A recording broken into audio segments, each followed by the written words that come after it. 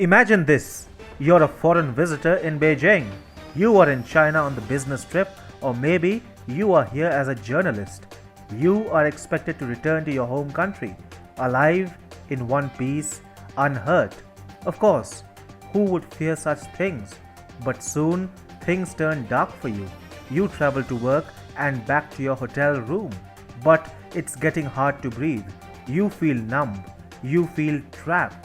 You finally muster the courage to think to yourself, I think I'm being followed. And the cold sweats set in. Your head feels heavy. You think of the time China tried to bully your country and your nation gave it back to them. You think of the time your home country showed China the mirror. You desperately call home, but it's too late. The Communist Party of China has pinned you down. This is what it's like when countries resort to hostage diplomacy. Rogue regimes use it to have their way with the free world, but none of them have used it so widely and shamelessly as the Chinese Communist Party.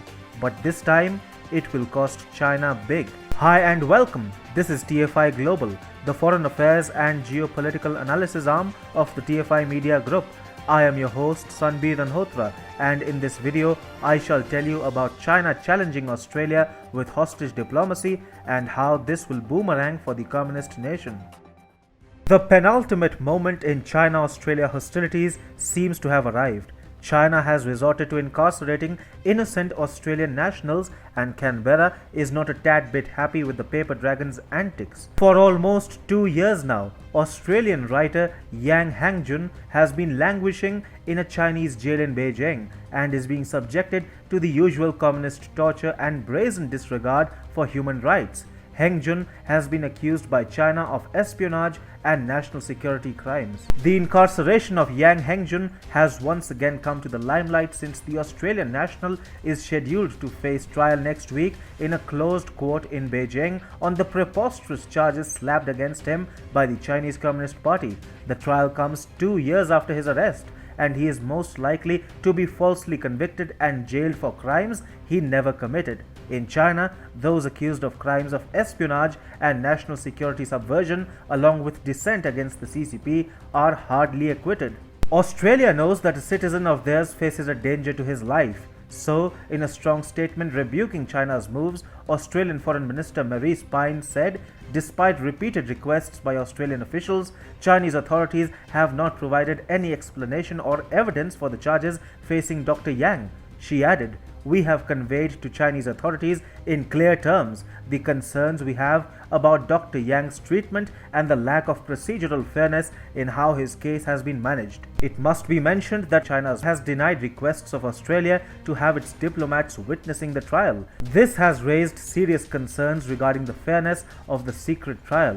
Of course, it goes without saying that no trials are fair in China. However, the Chinese despot, that is Xi Jinping, has really messed with the wrong country this time around. While the Canadian government, led by Liberal mascot Justin Trudeau, has only been protesting the illegal detention of its citizens by China, the Scott Morrison government of Australia is not going to take Chinese high-handedness lying down. Prime Minister Scott Morrison has earned the distinction of being among the very few leaders who have unapologetically taken on China in order to secure their nations.